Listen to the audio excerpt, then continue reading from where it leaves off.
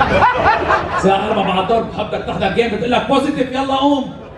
بتقول لك شو نحن رجال ما بنشتغل هيك، هلا ما في شيء بيقوم هيك اندر بريشر. نحن ما بنشتغل اندر بريشر، نحن فكرونا النسوان انه بنشتغل اندر بريشر انه هلا يلا قوم يعني هلا يلا قوم، نحن مش هيك، نحن بدنا نمزمز، بدنا وقت، بدنا نقعد، بدنا نفكر نتخيل ايش شغله بنقدر نجسمه. لا انا قصدي من اللحظة اللي بيجي فيها الولد، من اللحظة اللي بتفوت فيها انت والحكيم تفوتوا على غرفة الولادة، أحلى لحظة هي بس يجي الولد، بتفوت انت والحكيم بخبرني الله قولي انت والحكيم عادي صار لكم 9 اشهر مشاركين هذا الموضوع ما كان بتحسوا لكم اثنيناتكم اصلا يعني. بصير يوقف حدك بيقول لك لا اليوم الحمد لله احسن من امبارح، قلت له ايه انا حاسه مغير طبعا كثير. بتفوت انت بتخليك بكون على حظك انت مشارك الحكيم بهيدا الموضوع 9 اشهر، على حظك بهيدا النهار بالذات بيكون جايب معه 10 ترينيز كلهم بده يتعلم من مرتك، كله واقفين 10 بالصف، كل واحد ناطر دوره بده يتفرج، بيجي بيقرب بيفتح بيوافي على شو عم بيوافي لهلا ما بعرف انه شو الجماعه شغالين شغل حلو ما فهمت شو قصده. لا بيطلع وافي بصير يعملوا هيك لاصحابه انه هيدا احلى من تبع حبيته، هيدا حبيته. لا وانا على وقتي السابع لونه هيك شوي غامق فكرته اجنبي، انا قلت اخبرني الله جايبين لي حكيم اجنبي. طلع واقف بالصف وصل اتفرج فتح وافق عمل لهم هيك وكفى تكنيس الاوضه.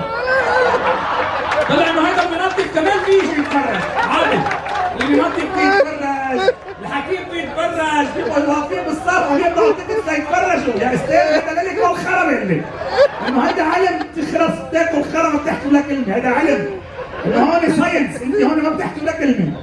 معلم وانت بيجي وقت الولاده يخبرني الله انت ناطر هلا بده يطلع ولد اشقر 7 كيلو، بحمموه بيصوروه بياخذوه على البيت، هيك انت تفكر على اساس هيدا ابنك بده يطلع مثل الولد تبع دعايه البامبرز.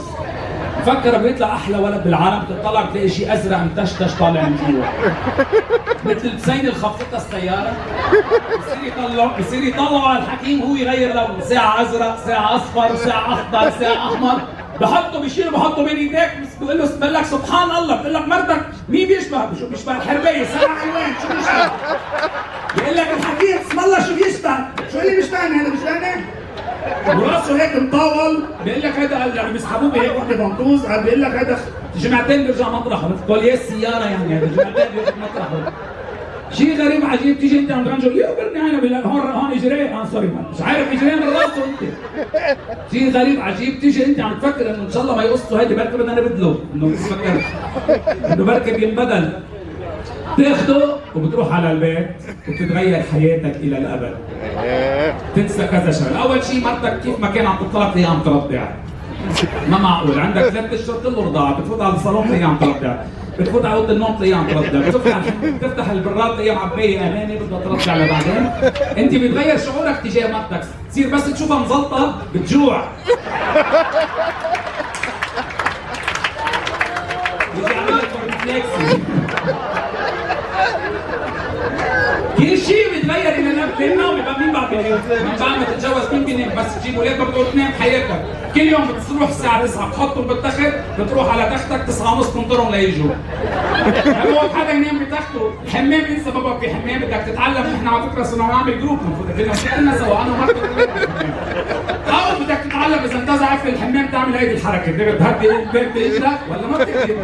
لا بس حلوين عن جد حلوين الاولاد والله، شيء كثير حلو. طيب جايز بدي اقول لكم شغله، مين في وراي؟ مين؟ مين؟ كلنا ناطرين مين؟ كلنا ناطرين مين؟ مسافة كثير كبيرة للفنان اللي جاي وراي، بس مش انا رح احكي عنه، رح تحكي عنه ست مهضومة. تفضلي يا ستنا يا استاذ يا استاذة يا كبيرة، تفضلي.